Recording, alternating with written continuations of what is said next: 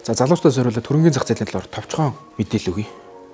Хөрөнгөний зах зээлд ер нь бол HECA гэж гол одоо зах зээлийг эзэлж байгаа зүйл байна. Бас бонд гэж юм байна. За HECA нь болохоор одоо хүмүүсийн зуун айл дээр очил улсын бүртгэлд ингээд HECA буюу одоо хязгаарлагдуулсан хувьцааны компани байгуулдагаас юугаар ялгаатай гэвэл HECA нь хувьцаат компани гэсэн. Олон нийтээс мөнгө осгох, одоо олон нийтэд хувьцаагаа эзэмшүүлж мөнгө осгох тийм боломжтой компани гэсэн үг. Өөрөөр хэлбэл хувьцааг нь авж байгаа хүн мөнгө тэр компаниг тодорхой хувийг эзэмшиж байна гэсэн үг. Тухайн компани хувьцаагаа нэг хувьцаагаа 10 төгрөгөөр, 100 төгрөгөөр, 1000 төгрөгөөр ямар ч хувьцаагаа эдэн төгрөгөөрч гаргаж болно гэсэн үг. Тэгээ нийт хувьцааных нь хэлбэр бол мэдээж 100% байх ёстой. Хувьцаат компаниас хувь хүн хувьцааг нь авлаа гэхэд ямар ашигтай байдаг вэ гэхээр хувьцааны үнийн өсөлтөөс ханшийн зөрөөнөөс ашиг хүртэх. Бас жил болгон ногдол ашигаас ногдол ашиг тараахад хувь хүртэх гэсэн ийм хоёр төрлийн ашиг авдаг байна.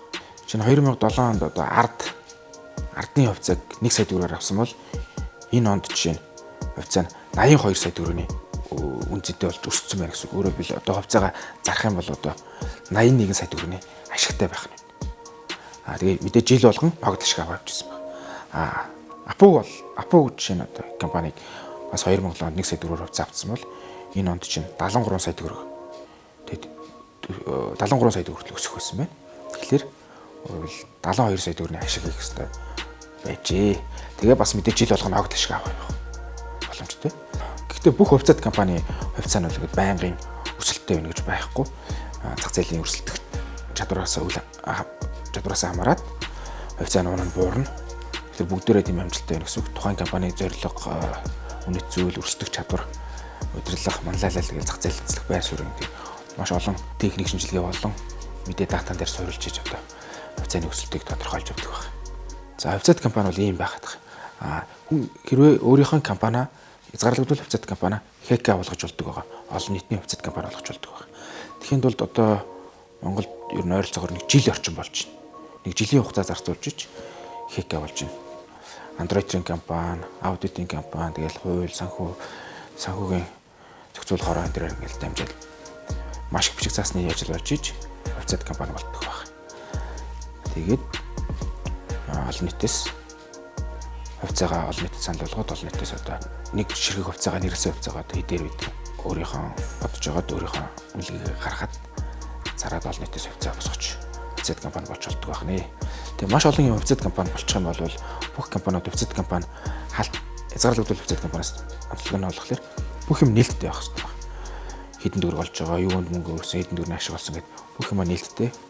Бүх хувьцаа эзэмшигчд нээлттэй байдаг болохоор ямар нэгэн тийм ойл ус ч юм уу эсвэл одоо авилгал ахуулаас тийм ангид оршдгоор юм хувьцаат компани давуу тал байдаг. Хувьцаат компани хувьцааны ханш хэлбэлцэх өсөх буурах нь болохоор маш олон хүчин зүйлээс хамаардаг байгаа.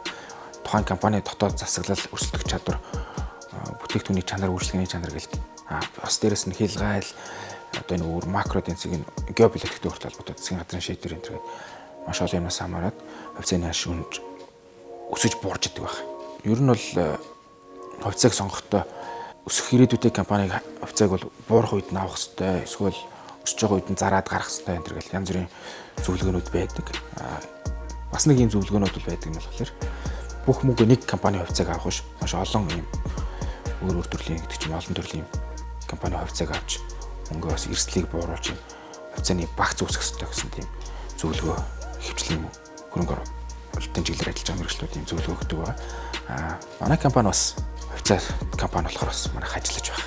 Хувьцааны нэг хувьцаагаа хэдэн төгрөгөөр авах вэ? Тэр нь хараахан шийдэг байна.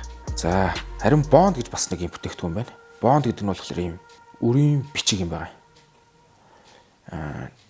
Монголчууд болохоор ийм Чингис Самура бонд гэдэг юм манай засгийн газар гадаадаас авсан бондыг их хвчлэн сайн мэддэг байна. Тэгэхээр гадаадаас нэг тийм үр үүсгэж аваад тэгээ жил болгон хүү нэмэгдээд тэгээ мэдээж нөгөө төлөлтөө үндсэн төлөлтөө төлөө явах тийм одоо бүтээгдэхүүн байна.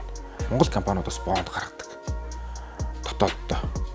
Жишээ нь одоо манайхын амжилт гээд жишээлбэл шүү. Яг ийм бонд бол байхгүй. Жишээлбэл бонд гаргах юм бол амжилтгээ бонд гаргалаа гэхэд одоо жилийн өгөөж нь 20% гэдэг ч юм уу. Тэгэх юм бол одоо нэг залуу манайхаас сая төгрөгөөр бонд авлаа гэх юм бол жилийн дараа сая 200 авах нь. Өөрөөр бол анх бонд авсан сая төгрөг, дээрэс нь өгөөж 20% гээд сая 200. Жишээ нь иймэрхүү байдлаар бонд ингэж ажилладаг байна. Дотоод гарч байгаа бондыг одоо хувь хүн авлаа гэхэд хувь хүмүүний мөнгөнд өнө өсөд бас компаниас үйл ажиллагаагаа тэлээд үйл ажиллагаагаа сайжруулаад амжилтанд хүрэх боломжтой. Эсвэргээр компани үйл ажиллагаа доголдоод асуудал үүсэх юм бол компани татан төлбөрсөн мөнгөө өгөх, бас дээрэс нь хүүгээ төлөх гээд гөөрөнд орж бүтэн дидэгдэж одоо шоронд орох авилттай байдаг. За энэ бонд болон хувьцааг авах юм уу зарах энд бол заавал юм брокеринг компаниар дамжих хэрэгтэй болдог байна. Тэн дээр данс нийлгэснийхэн дараа авах болон зарах захиалга өгч явдаг байна. Тэгвэл шууд чинь ардын хувьцааг аваад шууд ард руу уцаарай авах боломжгүй байдаг байна. Тэгэхээр юм брокеринг компаниар дамжиж, брокеринг компани болохоор тэрийг авах заах тийм хууль зүйн зохицуулалттай байдаг, тийм эрхтэй байдаг. Тэгжий заавал брокероор дамждаг. Тэгмээс уг нь бол энэ орчин үед ингээд тийм технологи хөгжсөн үед одоо хүн болгон интернет багшилт өгсөн шүү. Интернетээр авчвал амар юм шиг болцсон боловч яг тэр хууль зүйн хувьд ийм боломжтой байдаг болохоор. Гэтэ манай хөгжөөд удахгүй шууд онлайнаар шууд захиалга авах боломжтой болчих байх.